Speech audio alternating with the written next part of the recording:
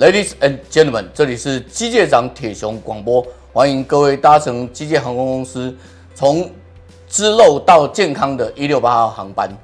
为了保障您在机械过程中的全程的舒适与安全，我们全程都会做肌肤监测。现在，请您准备起飞，放下手上的手，不能放手机，你放手机就玩完了，还要放什么手机？各位舒适机械小教室的旧友，大家好，今天非常高兴我们能够找到我们的老同事哈。就是婷君啊，婷君她在吉士皮革上班之前是一位空姐，然后上了好几年的重装，然后后来因为粉质签的问题才来到吉士皮革监测，然后后来成为我们同仁。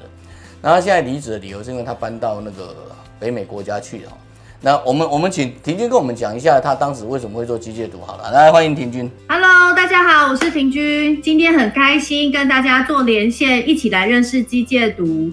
那我大概记得是我27岁怀孕的时候，那时候因为我怀孕就没有上班了，那就少出门，也不用化妆，那也为胎儿着想，就开始减少日常的那个保养品的使用。那我最明显可以感受得到，就是我的皮肤已经不再是像过去一样的细致。那最明显的就是肤色不均啊和暗沉，整张脸就很老态，那皮肤干燥，然后摸起来有粗糙的感觉，然后内包啊粉刺痘痘蛮多的。那在家养胎没事呢，我就照着镜子，然后就是手开始挤啊弄啊，可是用力挤完以后，我马上就超级后悔的，因为变成很多痘疤，然后色素会沉淀，然后就是那个色素又消不掉，要丑很久。我就想说，到底为什么我年轻投资在脸上这么多，怎么反而是就是脸上的皮肤是最差的？我来诊所认识机械读和拍照，那我印象最深的就是，我的那个武士灯照片，满脸厚厚的荧光白，他就来跟我解释说，我看见照片上啊那个白其实是后角质的堆积和化学物的残留，那这样子会影响我的皮肤，就是脸的正常代谢，也会感觉到干绷紧。好嘞，我们立刻看婷君的当年的图。你看她确实是个美女哈，美女的意思就是说额头没事，然后两颊美美的这样。然后你看都是那种全身痘，然后在这里 T 字部位跟两颊部分哦。然后你同时可以看到她的50倍的部分，这张50倍的图，你完全看不到纹路，然后亮亮的、臀臀的，不知道塞了一堆什么东西。然后真皮下面非常的好，真皮下面一片混沌，然后但是有一个好处，你可以看到有毛。这种有毛的真皮有毛的表皮，基本上是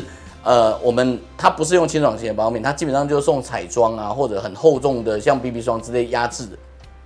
这时候这些东西不会进入毛孔，但是一样会让表皮变得非常的混沌。婷婷，你可以跟我们讲一下你当时来了之后，然后就开始肌肤监测，然后开始机械这样。机械过程中有什么甘苦谈可以跟大家聊一聊？那我相信每个界友初期都是和我有一样的心情，就是说心很急，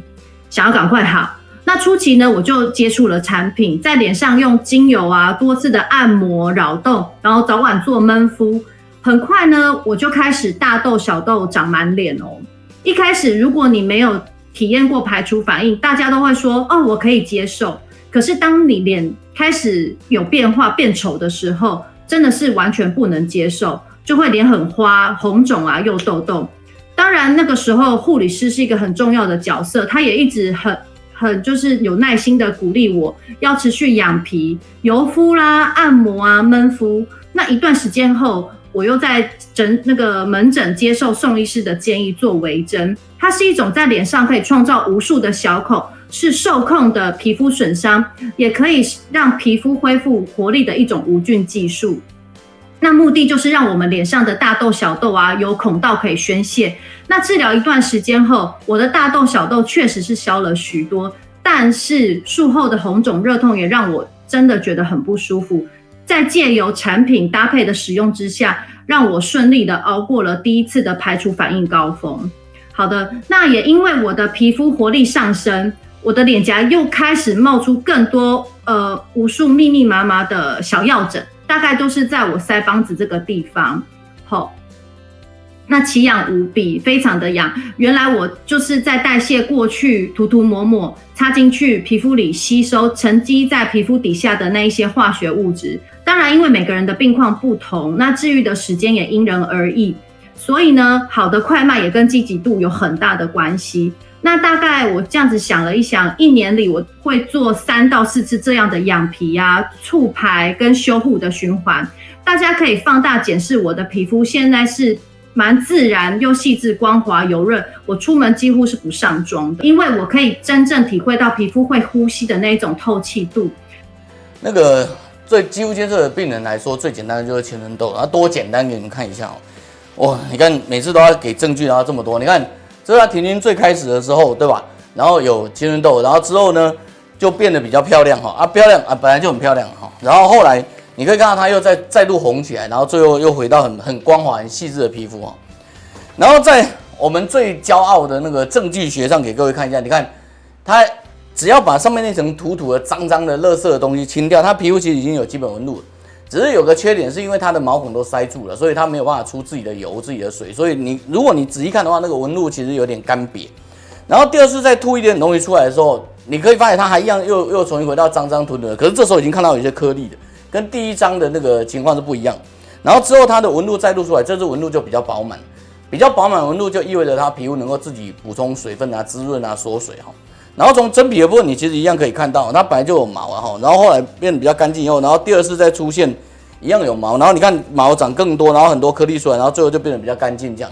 这就是很简单的肌肤监测青春痘的过程。青春痘的肌肤监测真的很简单，不管你有上妆或什么，肌肤监测都可以帮助你。好，讲完那么多，我们给各位看一下，婷婷从一开始你看这样子哈，很多，然后变好一点，到最后你看简直后来变又美又飒，这样对不对？多漂亮这样。我们请婷婷讲一下，你身为过来人，你能够跟整个青春痘啊，那个稍微敏感肌的这种案子，它的那个整个过程，你有什么要告诉大家的？我觉得最难能可贵就是坚持这件事情，尤其是你的家人朋友的支持非常的重要，还有你的另外一半。当你脸上开始出现排除反应的时候，身边的人会开始给你很多意见，比如说，哦，你这样子要赶快去看医生啦，啊，你这样子要去擦药才会好啊，那我再帮你介绍去给谁谁谁看。然后这时候你就会觉得说啊，我明明已经有在找宋医师做肌肤监测了，那我之前就是擦过很多药，就是没有好，所以你现在又叫我继续擦药，又不是没有擦过，反正呢就会很多三姑六婆很烦人的关切。这个时候呢，你就要关起你的耳朵，坚持自己的信念，然后要相信宋医师的医疗团队和专业，借由科学证据辅助之下，你的皮肤一定能够得到改善。这里我们给婷君强制加个戏好了，你在北美那么干燥的地方，你要怎么照顾你的皮肤？我必须要说啊，日常的闷敷啊和移除是一定不能少的，尤其是我润和露、润和霜、净化膜，我每一次回台湾一定是装好装满，至少半个行李箱以上全部都是产品。那如果说产品用完了怎么办呢？那我可以跟大家推荐，就是随手可得橄榄油是非常好用的，不要怀疑，就是我们炒菜可以吃的那一种橄榄油，可以吃呢就可以拿来涂抹。平时呢，我们可以用橄榄油少量的薄薄涂抹在脸上，然后让脸部维持油润，然后再用净化膜去移除脏污和老废角质。那清水洗脸以后呢，你再涂抹上润和露啦、润和霜，你就可以正常的过日子了。好，那今天非常感谢那个北美的那个空姐前空姐婷君小姐，那个来上我们的那个网络卫星连线讲啊，非常感谢各位看我们的肌肤监测小教室啊，我们下次见，拜拜，大家拜拜。各位旅客您好，这里是机械厂铁雄广播，我们已经要降落在台北健康机场了，非常感谢您一路的陪伴啊，我们希望下次有机会再跟您相逢，非常感谢。